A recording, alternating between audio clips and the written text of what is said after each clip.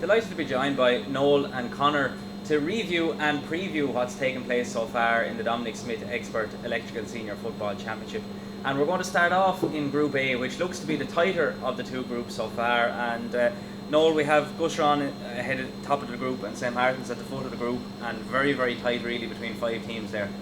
Yeah, I suppose if you had said after round one that Gusserane would be the first team to be qualified and the only team to be qualified out of the group, people would question your sense, but they've regrouped and they've got Joe Hagan back on the sideline with them, and it seems to have galvanised them completely. They're a much harder team to beat now, and he's been there before and he knows the players and he knows Wexford football inside out as well, which is a really important thing as well from their point of view.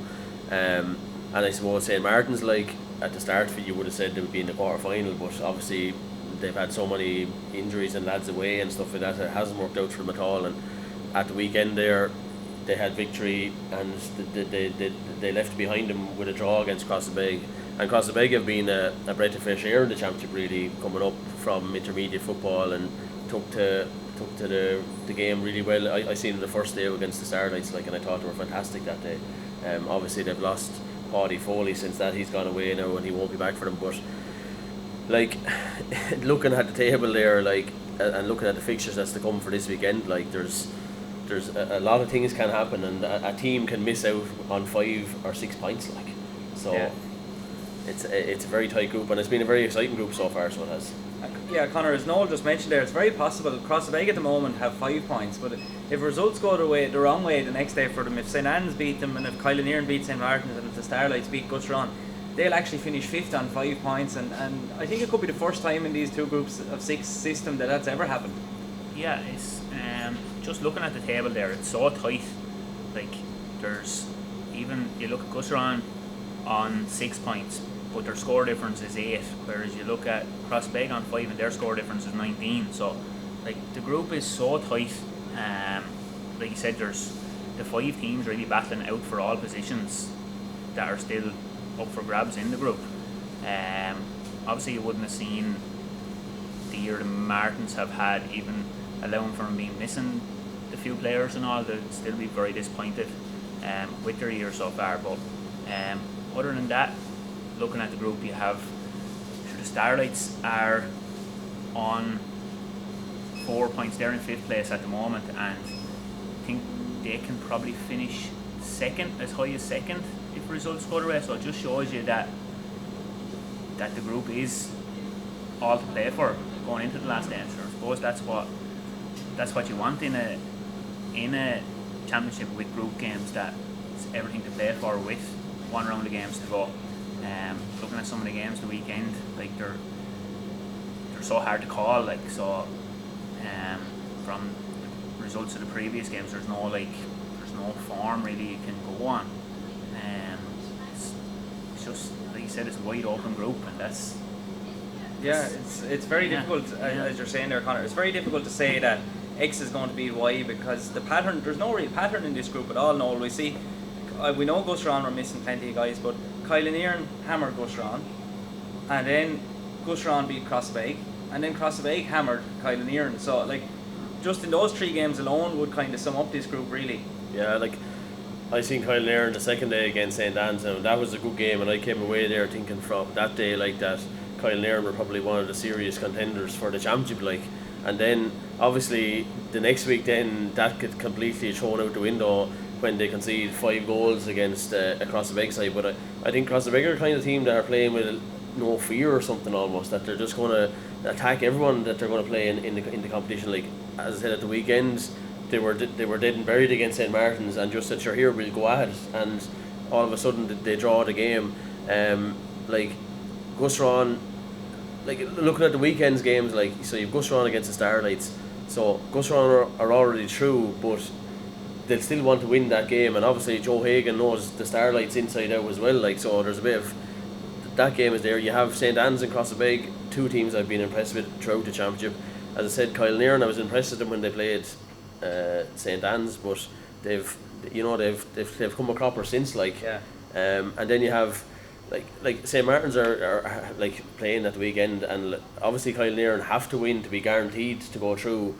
But St. Martin's are probably playing that game with no pressure on them at all, so anything is possible in that game as well. Like, even though they're out of the championship and they're probably mind themselves for 2 weeks' time for a relegation final. But you know, as you said, like, it's been a fascinating group, the way that the results have changed and chopped and changed. Like, And Conor, if you were the St. Martin's management and you were approaching this game next week as a dead rubber, would you be trying to use it to go hell for leather and try and get a bit of confidence, or would you be resting guys and leaving lads primed for the relegation final, knowing that they're already in the relegation final? What way would you approach it?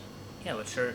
You have to go with the view that you try to have everyone available for that one day that you want them available. So anyone that's carrying a knock or a bit of an injury or whatever, you have to mind them, like, for this week. There's nothing to be gained out of, you know. I know Linger was probably touch and go last week to play, and he ended up playing. And then, like, I think you probably mind the like of him this week. Like, what's to be got out of putting Kieran Ling out in a match that, you know, Yeah, that that's doesn't not really the matter better, at the and end of the day. Yeah. wouldn't you rather have him for the day you want him than be looking at him this weekend? But yeah, like, there's probably a fine line then between getting a bit of momentum and getting a win and actually minding that. So you're going with the view that anyone carrying a knock, sure, you can't play this weekend, and that's And if we were to look specifically at the Starlights for a minute, Noel, they seem to be warming into the championship a little bit. They started off very, very poorly against Crossabeg. They are missing guys, we know that. They just about scraped over St. Martin's, poor and all, as both teams were that day. They played reasonably well against St. Anne's. I was at that game, and they got a good win over Kilanerin. So they seem to be warming into it a little bit. yeah, and a team that will improve, and over the years have always improved the longer it's gone on. Like, so they're like that game against Gusserane. Like, see, they don't know what's happening in the other games, and the scoring difference is going to come into it too. Like, so the Starlights are going to have to be on their game. They're going to be firing on all cylinders in that game. Like, and I suppose Gusserane will be kind of looking at it too and saying, well, sure, you know, they'll be keeping an eye, or people will be listening to see what's going on in the other games too, because it could make a difference. Like, Gusserane could still finish fourth in the group. Like, I think it needs a few things to go happen different ways and stuff like that. But yeah, like, Starlights are a team that, you know, they've won county championships recently in hurling and football. They have the players, they have the talent. I know they're missing a couple this year at the minute, like, but they're still not a team that anybody would want to be facing if they get through to the quarter final. They're in fifth at the minute, and they're on -9. So they'll need to score. They'll probably need a 4 or 5 point win, you know, to get them to turn around the scoring difference sort of way in their favour. But as you said, like, if St. Anne's beat Crossabeg and Starlights win, well, then Starlights are through. Like, so it's wide open. And St. Anne's are one team that we haven't really spoken about an awful lot, but that sometimes happens in championships, Conor. St. Anne's have a habit of drifting into championships and being thereabouts when it matters. They only lost to Gusserane by a point the other day. They were missing Liam McGovern. They beat the Starlights. They've ran Kilanerin very close, and they comfortably beat St. Martin's. Yeah, like I said, the Anns are a team that always go about their business quietly, both hurling and football.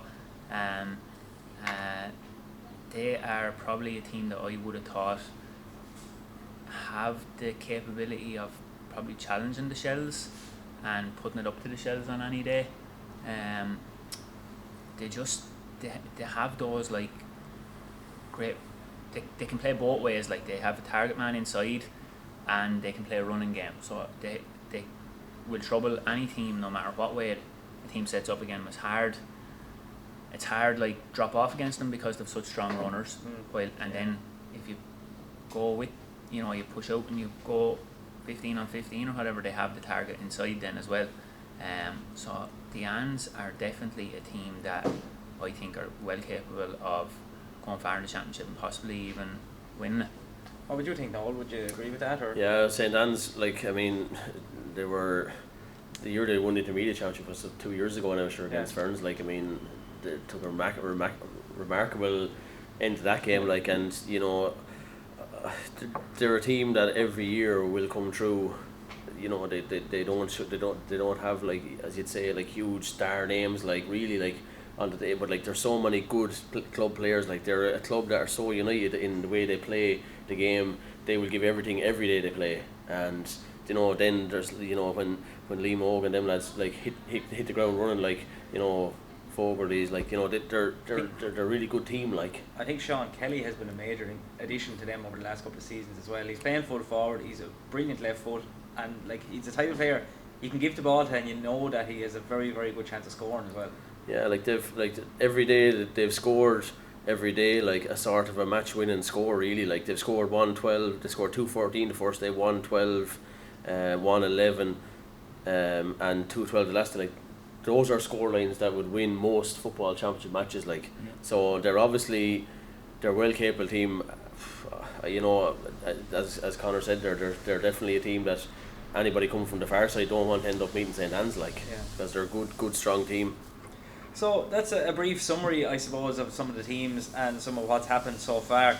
We have 3 games at the weekend. St. Martin's are playing Kilanerin, Crossabeg are playing St. Anne's, and Gusserane are playing the Starlights. So give us your 3 winners, Conor. Kilanerin, the Annes and the Starlights. So Kilanerin, St. Anne's and the Starlights. Noel? Okay, and I'm going to agree on Kilanerin and I'm going to agree on St. Anne's, but I think that Gusserane are going to beat the Starlights. I just think that they're a team that's after turning the corner since their first round defeat, and I think they could take that. So that will put the Starlights out of the championship and mean that Crossabeg will go through. I think that if I'm right on that. So yeah, I think Gusserane will beat the Starlights in the third game to decide the group, really. And I'm going to predictably disagree with both of the lads, and I'm going to go with Kilanerin, Crossabeg and Gusserane. So we'll see what happens at the weekend in this very tight Group A of the Dominic Expert Electrical Senior Football Championship.